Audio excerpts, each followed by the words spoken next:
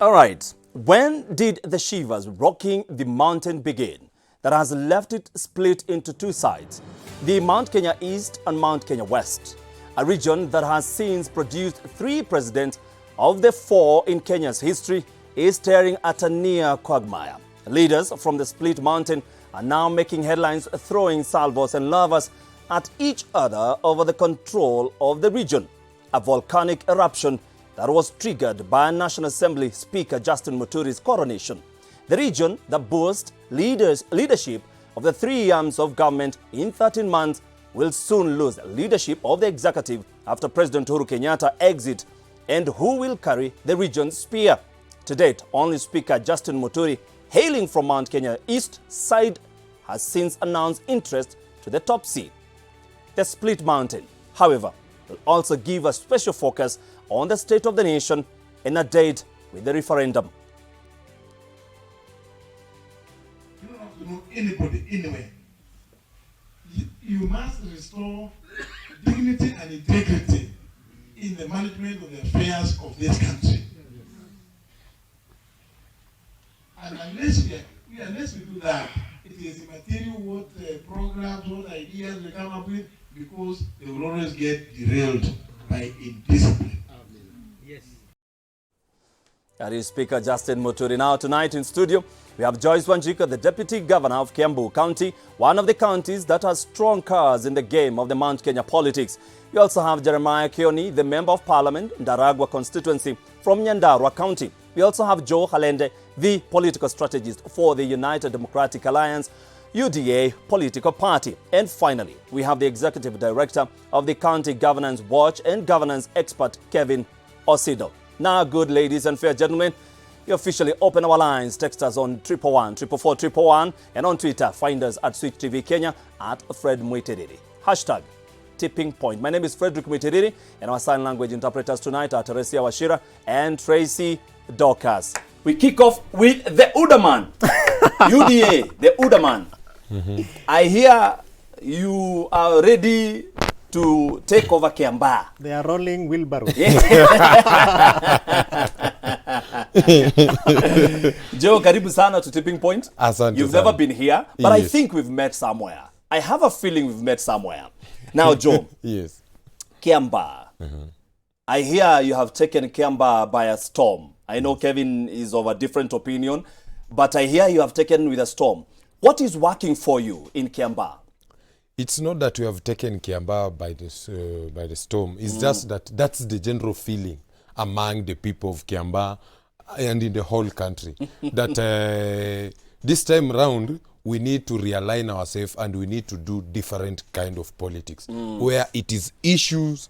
It is not about tribal alignment. It's not about just political party, but the ideology behind the political party. And for us in UDA, we have our ideology, we have our philosophy, and that is bottom-up economics, and that's what we believe in. It's about the people. It's about kazi ni kazi. Respect for any job that anybody is doing. It's about whatever job that you're doing, you must earn something from it. And the government of the day must help the people and provide them with an environment and conducive environment to do their business. That is our bottom line as UDA. Kevin, do you think they're going to win the KIAMBAA by-election?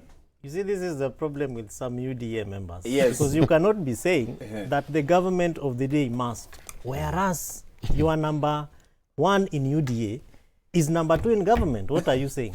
Is it that there's some magic that you're going to be doing to be able to do what you... Because you're already in you government. are in government, where you should be doing these things that you are telling people that you will be doing when you are sent to power. Anyway, to the core of the issue on whether they are going to win the KIAMBAA seat or not is really up to, and it has to be about the people of KIAMBAA. And that therefore means that we have to go back to, one, who are the candidates and what are their profiles insofar as service delivery and making the people of that particular constituency feel them. And so, for instance, if you look at the Jubilee candidate, he's a gentleman who ran for office in 2013 and came second, and he never left the grounds. He continued through his foundation to establish himself and to engage with the people. Come 2017, he also ran and he became second. And he never left, the grounds. He kept on working with the people of KIAMBAA through his foundation. And right now, maybe it is God's way of saying, gentlemen, I think now we can work together to co-create a new KIAMBAA through Jubilee Party. But on the flip side is also the fact that you have this very party that keeps fielding in candidates everywhere.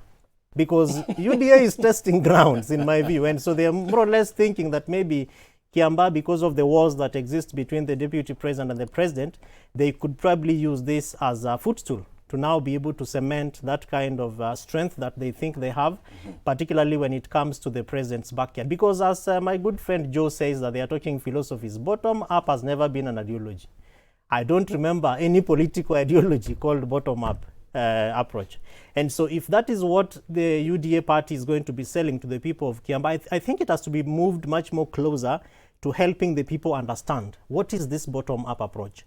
And if you are talking bottom-up approach, in my view, you probably want to begin to look at economic policies. So how are you going to work with the party to be able to ensure that within the next 13 months, because this is a by-election that is happening, and then we have 12 months to elections, and how do you therefore test the presence of a new party called UDA against the existence of a government, which is in fact also fielding up a candidate?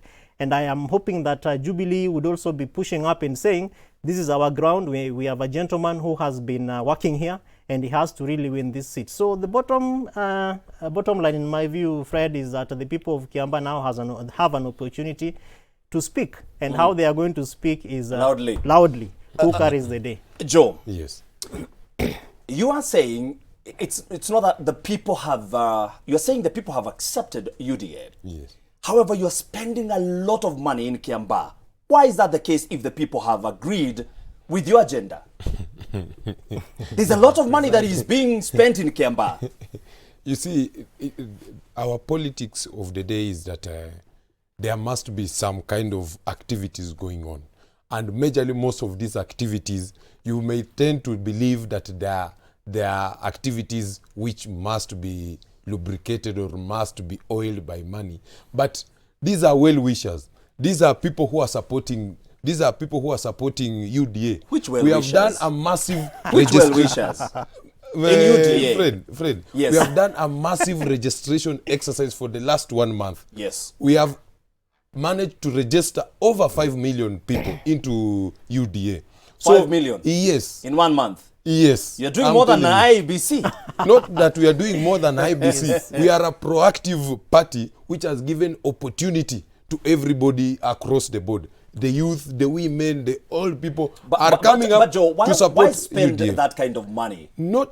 Actually, it's not about spending that much money. I'm telling you, we are talking about people who are ready and they have already registered as members. So these are the people who are doing the campaign. Actually, the local people within KIAMBAA are the ones who are doing this campaign. He's a politician. But for you,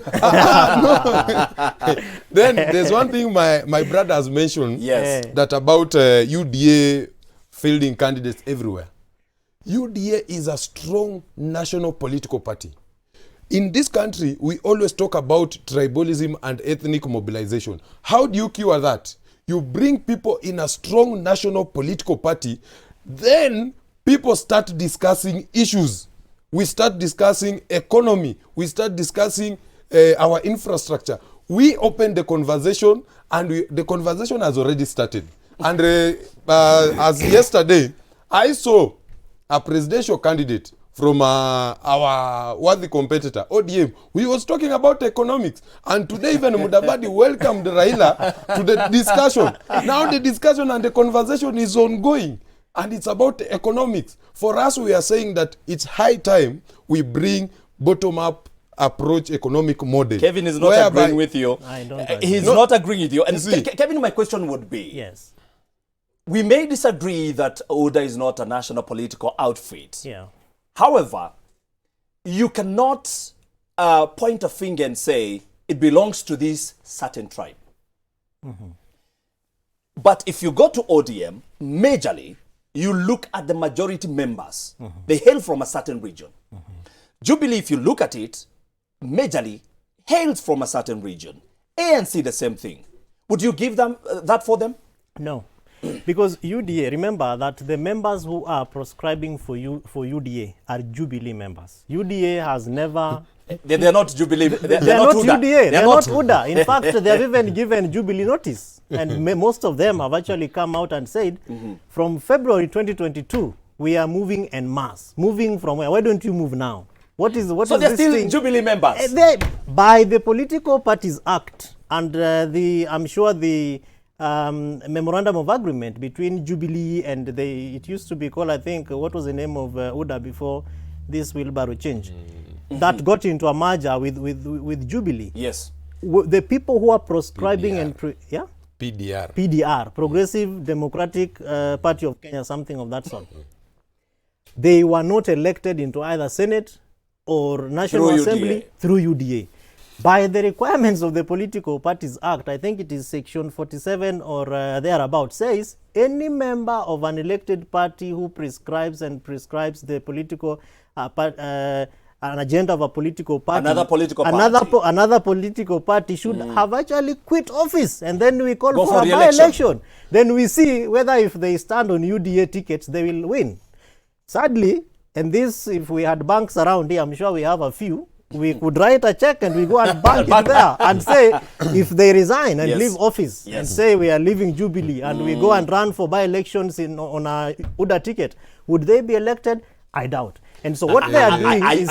would you be elected? Would your MPs, members of parliament, be elected? So Fred, let me just finish before Joe comes in. But if you look at the parties that you're mentioning, like ODM, these are parties that has gone into a national election, which UDA has never done.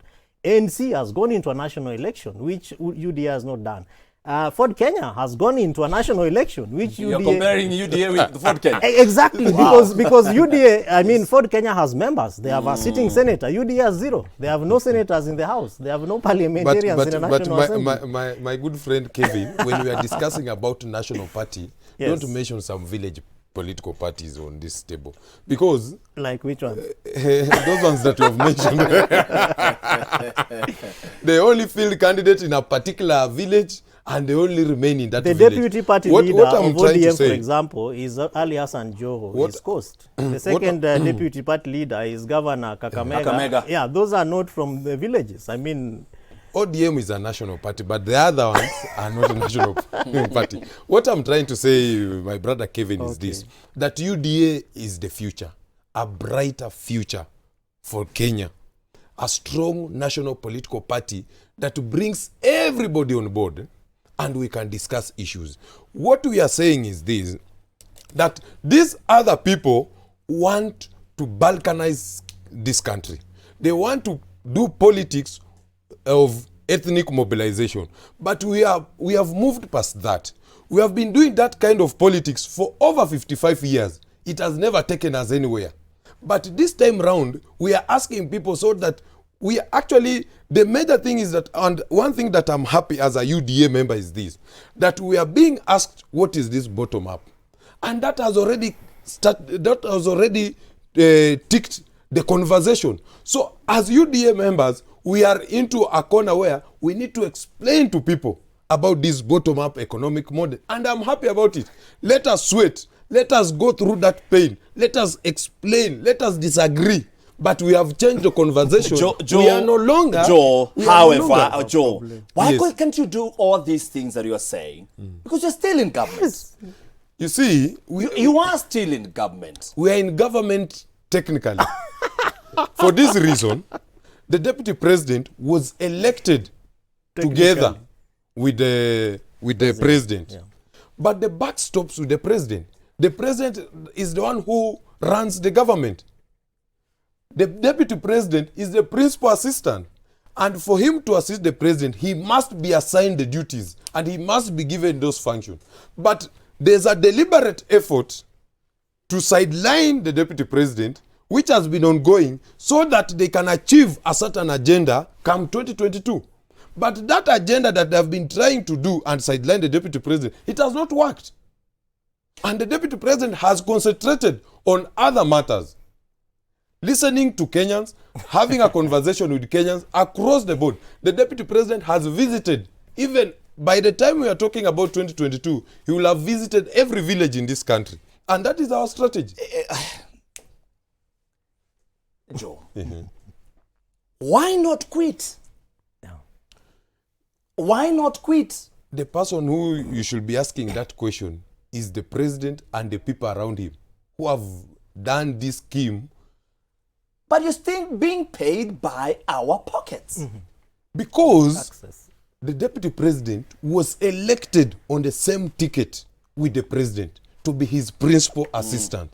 It is the prerogative of the president to assign his deputy work Duties. and duty. But he has refused deliberately to achieve a certain agenda. And the agenda that they're driving it was actually this agenda. Initially, when it started, it was to drive a wedge between the president and the deputy president, which they managed to succeed. But the deputy president, having been a smart guy, he knows the people who elected him. He knows the people who gave him that job. And those are millions of Kenyans. So he listens to Kenyans. Kevin, what are you hearing from Joe here? What I am hearing from Joe is a lot of doublespeak, hypocrisy, and confusion. Why I say this is because, and I'm not speaking for either of the parties, I'm only doing an analysis from the mind of a common Kenyan. 2013, so you come together, collapse your political parties called TNA and URP, and you are up because there is a common issue, which is maybe ICC or whatever it was. And you excite Kenyans and they elect you with very heavy promises, including young people's stadia, which the youth are still waiting for. Unfortunately, those who are youth then, like myself, have give it to them. I've seen the president trying to make sure that we have stadiums before the end of his tenure. I am coming to that because that is a good progress, but it's quite late because 13 months to an election and you have your last budget being read, you can do very little. But why that is happening is because of the confusion that I'm hearing from UDA political strategists. And if this is how they're advising the deputy president, then I'm very worried. Because you cannot be talking about things which, in my view, we are paying you to be thinking about. Because if Joe says that the president and the people around him have made deliberate efforts to sideline the deputy president, how about the forums where we see both of them together? Because I have been, as Kevin, I have been in meetings where the deputy president is invited, but he just doesn't show up. And there is a seat reserved for him. There is probably even in the agenda that is circulated, his name is there and he's supposed to be addressing people and welcoming His Excellency the President. But the gentleman is MIA, he's missing, and he's distributing. Let me stop you for please, a second. Please let do. me stay. In Kisumu, we saw the other day, there is a protocol that is supposed to be followed. But the protocol was broken. Yes. Specifically, the UDA, and give it to them. Yes. They say it was broken, so that to showcase that Raila Odinga is bigger than William Ruto. Don't you think that he could say no to those meetings? The thing is, and if we want to talk about the president's agenda just by looking at one particular or specific event, we might probably send the wrong message. And the president said, allow me to break protocol. He mentioned it. Why do that? No, I'm coming to that. But if you look at what is written, which is distributed to the people, it is the deputy president and then the president. In fact, the former prime minister's name, including the visitor from South Africa, the minister for home affairs or youth, whatever it was, their names were not in the program, okay? Which therefore means that the people that Joe is accusing to have sidelined the deputy did the right thing, which they said, we prepare a program by having the deputy president's name on it as the second last person to speak, and then you invite the president. So if the president, in his own wisdom, chooses to break protocol, which has been prescribed, and give it to Raila Odinga, that's his home turf. The gentleman had been there for a whole week, talking to leaders, community members, women groups, and, pacifying them on issues of COVID and why it is important for them to stay away from Moi. From the event. Yes, from the event. Eventually, that did not happen. Eventually, that did not happen because the deputy president, remember, the president never came out and started waving at people. You're blaming it on DP. No, I am not. So whether that is the Yes. sole reason why Yes. the deputy president showed up in Kisumu to be able to stand on this sunroof vehicle and wave at people was a bit amiss and off for me. But you realize that it therefore points to us the picture of where we put our citizens. Because as we speak right now, Kisumu County and the Western region, I have family members who are medics, and they keep saying COVID is killing people. COVID is killing people. Let's go back to KIAMBAA. Yes. Is UDA ready to concede defeat if they're defeated in KIAMBAA with all the money you spent? Why are you keeping asking this thing? And Please, there's a lot of money that has been spent in Money, KIAMBAA, yes. right? My brother Merchandise Fred, is not it's not cheaper fare, Yeah. and merchandise is in plenty in KIAMBAA, right? UDA is People's Party. UDA it talks about bottom Joe. up. UDA Yes. currently, if you are, Are not, you- currently, let me tell you going to UDA concede? is not among the parties, political parties which are receiving funding from the government. You need to know that. ODM is. Yeah? ODM is receiving the money. Yeah, And Jubilee is. And Jubilee. Yeah. So, Yeah. Because what you are saying because is UDA Mulikata wiper. UDA was Mulikata not wiper. UDA was not on the ballot in 2017, so they cannot get monies. oh, he's holding It's a brief new for ODM. No, I am not. Now, These are let me facts. finish, They are let me even finish. online. You can check. Yeah, Yeah. I understand. That is it. But what I'm trying to say is this, that UDA is a people's party. Okay. And everything that is ongoing in KIAMBAA is from the people of KIAMBAA, the well-wishers, the people, the registered members of UDA. You know, to understand all this hullabaloo about Jubilee and this thing about president and people shouting that the deputy president should resign, you need to take a step back. In 2017, you agreed that this is your agenda as a political party. And these are the people who are going to represent you as a political party. The party leader, who is the president, the deputy party leader, who is the deputy president. Your agenda is Big Four. After you have been sworn in as the president, you change the agenda of a political party without asking the members of a political party to come and sit and agree or persuade them to your line of thinking. Up to today, Jubilee Party has never held a PG meeting, has never held a NEC meeting, has never organized a national delegates conference. What do you expect from from the members of Jubilee Party? And for heaven's sake, we are politicians, we are human beings, we are people who think about the future. We cannot sit there and talk about our future where your party leader has already endorsed or has already moved to ODM. Jubilee Party leader has endorsed ODM candidate for 2022. When did he so do how that? do you expect? When did the president do that? Fred, do you live in this country? No, When did he say that I've endorsed The him? president has declared that he's going to support. No. Kalonzo Yes. Musyoka, in that State Not House Kalonzo meeting. Musyoka. No, Kalonzo Musyoka. There's nothing like that was said.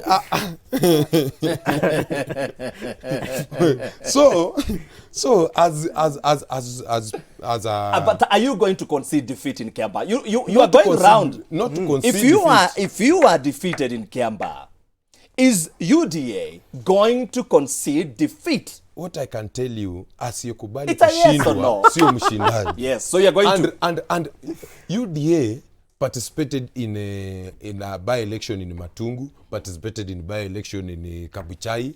We lost and we accepted the result.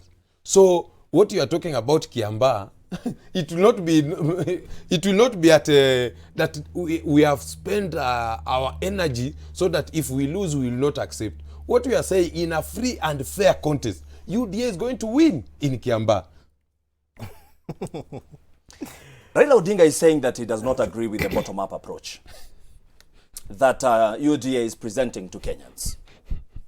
Kevin, this bottom-up approach, it's the same model that the US President Joe Biden is using today. Do you think it's, and Joe is saying it's working in America, that there are more jobs that are being created Do you think it's going to work in Kenya? Before I come to that, let me try to attempt to address the issue of Jubilee and the PG and the NEX.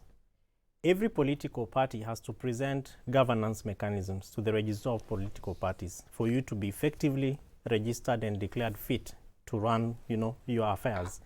So for members of Jubilee who probably feel disenfranchised and misrepresented or misled, I think the party actually the party has mechanisms where members can be able to address the issues. And I think it would be fit and fair for them to consider that, other than, kusema yesa, when they see the president and when they see Fred and his cameras, they are saying, ule mutu, sijui amefanya nini. I think that is quite hypocritical. So it would just, and it's not to say that in UDA they will not face similar issues, because siasa bado ni mchanga kabisa.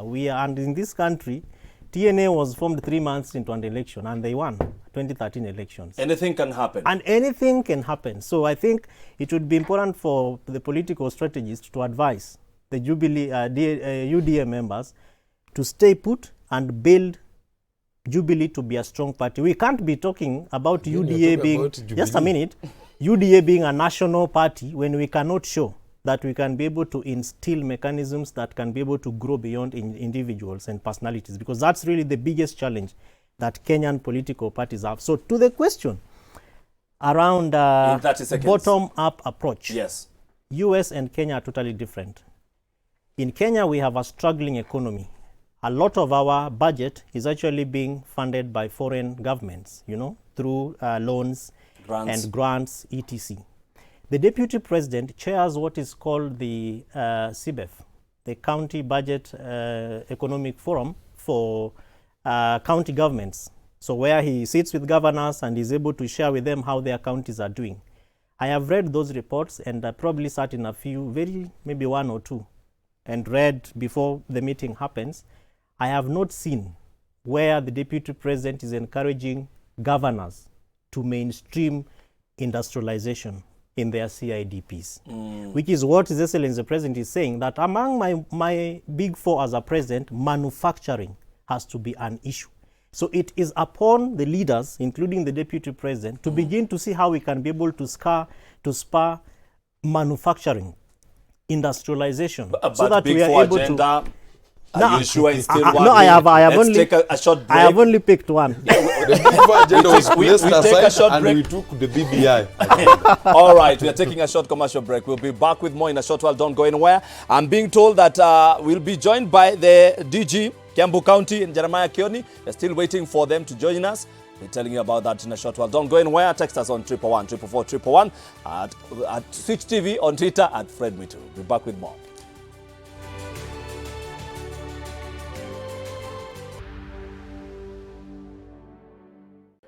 Sasa sisi tulileta BBI, lakini sasa mahakama walienda wakasimamisha rege, wamepeleka rege kwa half time. Sawa sawa, iko wapi? Iko wapi? Lakini rege itarudi. Baba is saying that reggae has just taken a pause and it will be back with a bang. Junet Mohammed yesterday said and intimated that IEBC should prepare itself for a referendum. I put this to you, Joe. Are we going to have a referendum in the next 30 days if the case at the Court of Appeal favors the BBI team? Do you think we're going to have a referendum? I want to look into that camera and say, there is no referendum. BBI is dead. But the case is still in court. BBI is the biggest scam we have ever had in our political history. BBI is the most brazen attempt to resurrect the imperial presidents in this country. How? Through interfering with the judiciary independence, using the ombudsman. Through interfering with the legislature by appointing cabinet secretaries from parliament. And I do not think that any right-minded judge can actually allow BBI to proceed.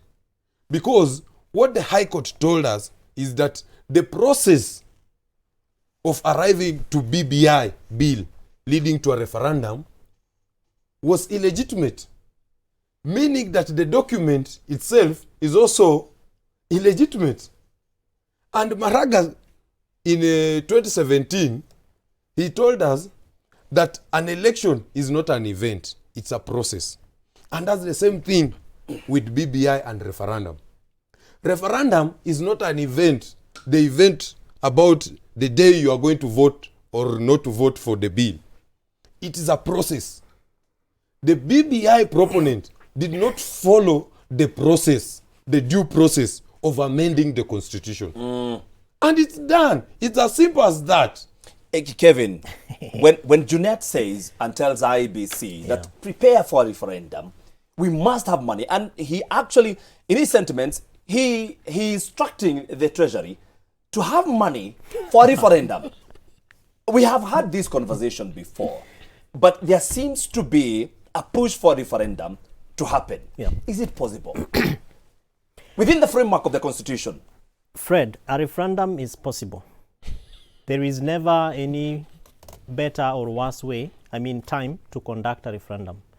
And the beauty of our Constitution is that 256, 257, those are articles of the Constitution of Kenya 2010, gives us effective ways and means to be able to amend the Constitution. It shows that if you have a popular initiative, this is how you go. If you want to do a parliamentary initiative, this is how you go. So any Kenyan, even tomorrow, even a day to the election day, can wake up and say, I am uncomfortable with this aspect of the Constitution. I want to pick 1 million signatures. Then you submit it. An idea to IEBC. It is upon IEBC to deal with the issues of the question, of the process, which Lende is talking about, and all that. It never ceases to be up, which is similar to what we saw with Okoa Kenya and also Punguza Mizigo. Number two, Mheshimiwa Junet Mohammed, a gentleman I respect so much. He more or less breathes wisdom. I don't know what he drank that morning because you cannot be instructing IEBC.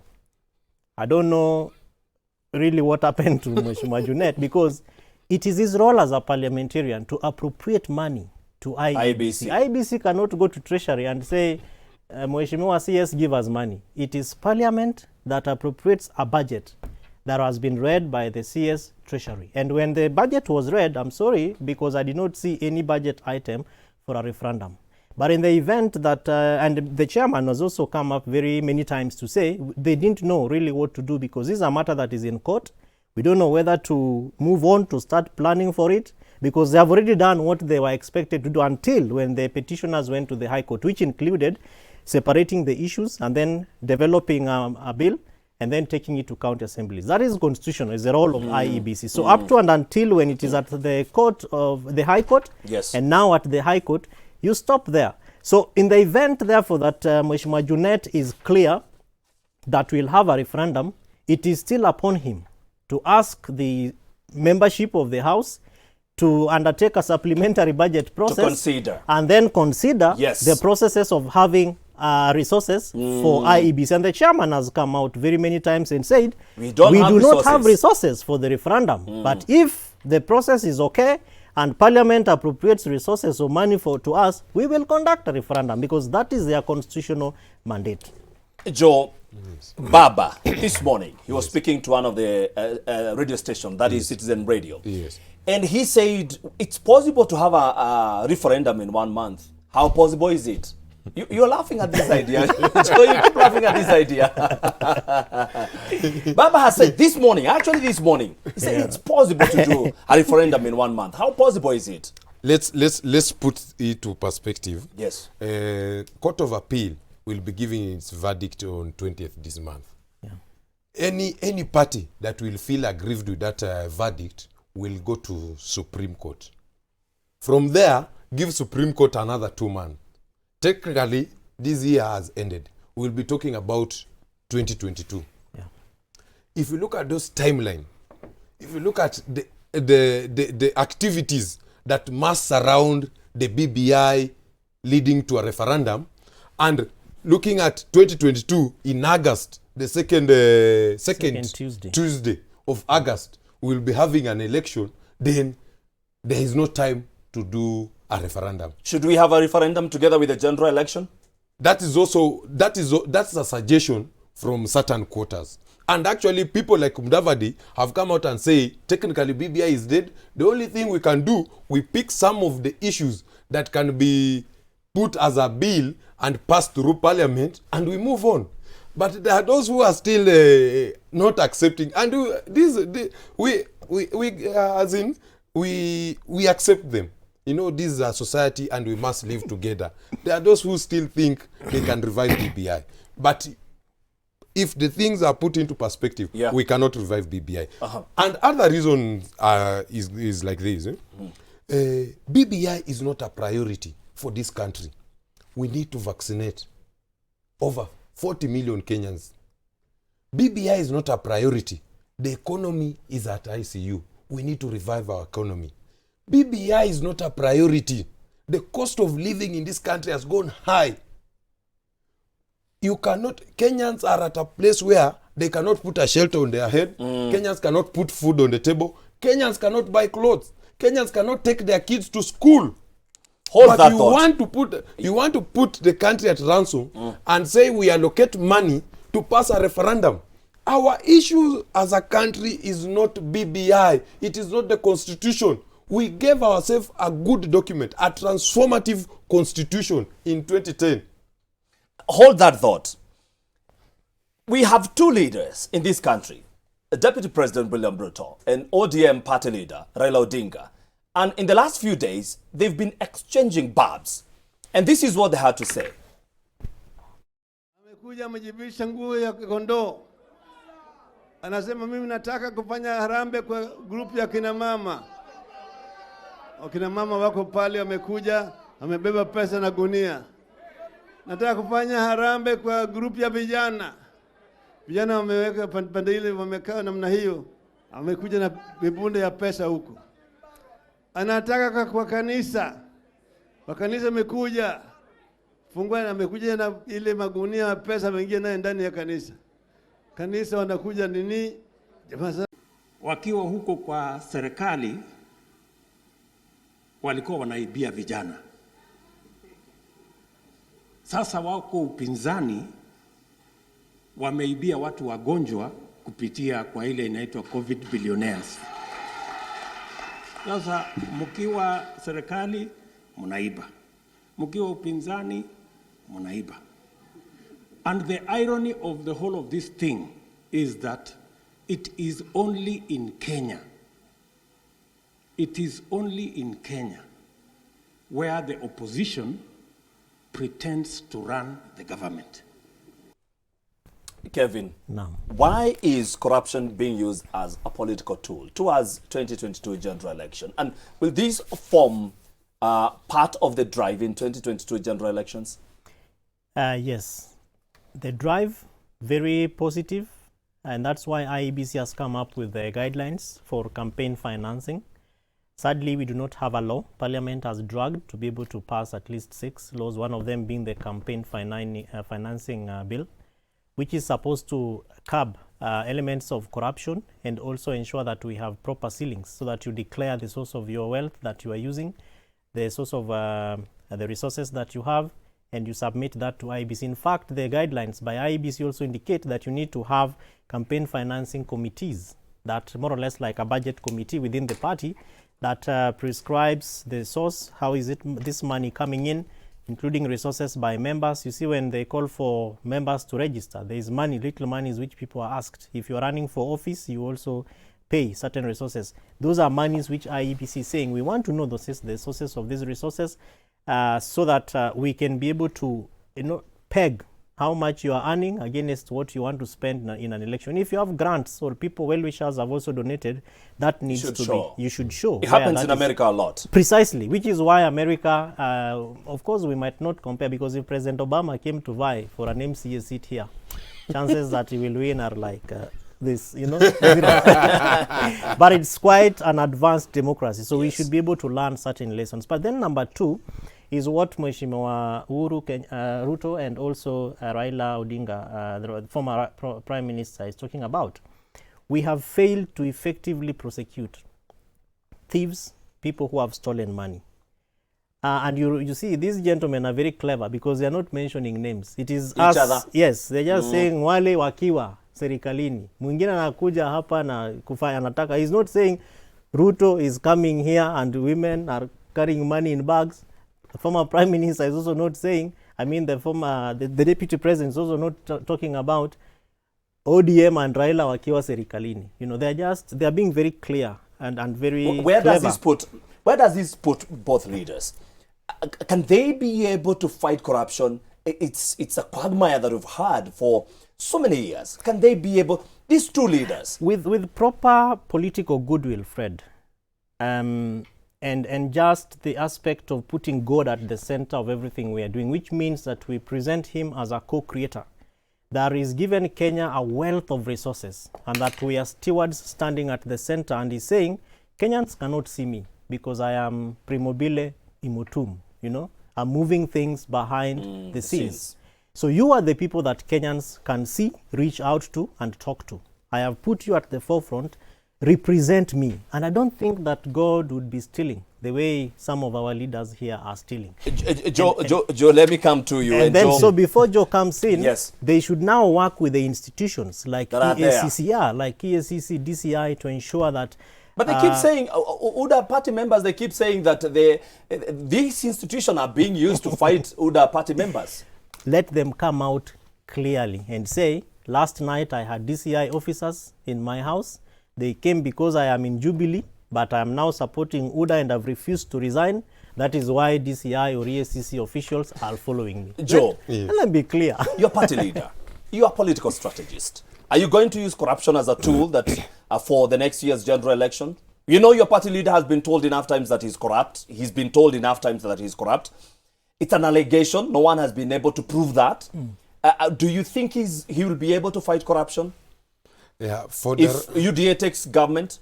For the record, as UDA, we support the fight against corruption. But what we are saying is this. Let us not weaponize the war against corruption to use it as a political tool to achieve a certain agenda, so that you can kind of like profile someone to be corrupt, someone to be a thief. The second, we are asking that the relevant authority to follow the due process when you're prosecuting these matters to do with corruption. Thirdly, cases in court are won or are determined by evidence, the facts you present, and the law. Not newspaper headlines we normally see coming from DCI headquarters. And you can't prove they come from the DCI headquarters. You can't prove that. You cannot prove that. Those are my colleagues. You cannot prove that. You have said that in court you have to present evidence. Yeah. yes, You also have to present evidence that they come from the DCI. because that is DCI is an institution which has allowed to be used to achieve this political agenda and this political mischief. How do you prove that? How do you prove my brother that? has talked about political goodwill. For you to be able to fight corruption, you need that political goodwill. Handshake presented a good scenario of what we can refer to political goodwill. But Is there a bad with the handshake? and the people around the president misused that opportunity. Instead of fighting corruption, they weaponized that war so that they can persecute certain people of certain political persuasion. There was a time in this country, if you were associated with William Ruto, you are being persecuted. Members of parliament were arrested. Governors, there's one governor who is my friend. He told me that all 47 governors wameshikwa, wanafinywa. You cannot breathe. Cases are in court. And cases are being manufactured. But we know there's a lot of corruption in county governments. Yes. There's a lot of corruption in county governments. It's true. Yes, it's true. But let the facts be placed on the table. Let all those governors who have swindled public funds be taken to court and evidence be presented. Because, yes, you know, there's one thing that there's a certain agenda in this country that has been there, and I think Kenyans have not taken a keen look into the matter. There was this agenda where certain people wanted to weaken devolution in this country. It was actually a vicious war to weaken devolution in this country and to remove devolution. And that's what happened in Nairobi. If Sonko was a bad governor, Sonko was involved in corruption scandal, Sonko to be presented to court. Sonko is out of the way. But why did you have to bring in NMS? That's a conversation for another day. Why did we not have Are you a by-election in Nairobi? Is United Democratic Alliance going to win the war against corruption if it's elected? Definitely, if we are presented an opportunity like the one Uhuru Muigai Kenyatta had, we will fight corruption. But you have already told us that you have the political goodwill of the people. Why can't you use that? That people have accepted you. You are the one who But has said we are not that. already in government. We are not in government You have as said UDA. the people have agreed with you. Yes. You have the goodwill of the people. Are you said- going to win the war against corruption? And it's a definitely yes. What I'm saying Kevin, is this. are they going to win the war against corruption? Let me Why do you buttress say no? my point. Let me buttress my point. Let him finish, then Let I me can come buttress in. my point. Yes. You see, the other thing that as UDA we are proud of is that we are presenting an ideology where we are talking about government institutions and structures must be respected and given that opportunity to work. Let the office of the prosecution prosecution work. Let the office of the DCI work. Let it not be a call from the above. Let judiciary. The call from above could be Let judiciary. the second biggest office in Kenya. Let judiciary to work. Allow judiciary to be independent. Don't interfere. If I'm presented to court as Joe Halende, let me be there as a criminal and let the facts be presented on the table and a court manage to reach a determination that I'm corrupt. Then I face the music. But this Let me issue put this of question using to Kevin. Yes. Hold still. Kevin. Nam. They make a point. A majority of the people we have seen being taken to court with corruption charges, a majority come from UDA. Are we saying UDA, a majority of them are corrupt? Is that what we are saying? That the other parties, they do not have corrupt individuals? I don't think so. The only challenge in that is because when we have cases that concern members of Jubilee who have moved to UDA and have refused to resign, they make it so loud and make it look like government is actually hunting them. In fact, what you're asking, a friend of mine, she's called Leah from Executive Touch, where I go to do my hair, asked me, Kevin, kwa nini hawa maseneta tukiwa na cases ya magavana, they go to represent them in court, you know? And I was asking myself, what sort of question is that? And that is the confusion I spoke about. Because Halende is saying that UDA, Jubilee members who have gone to UDA and have refused to resign are being haunted. But when they are taken to court, it is very strong members of the same party who stand there representing them. And we can mention names. Why do they do that? Kevin, however, the Yes. president said that we should not be represented. Members of parliament or anyone who has a corruption case should not be represented by members of parliament. Correct. But we have seen the BBI bill. Who are representing the BBI bill? Because BBI These are members bill, of parliament. Correct. But you see, BBI bill and corruption cases cannot be juxtaposed together. But From conflict of interest? Precisely.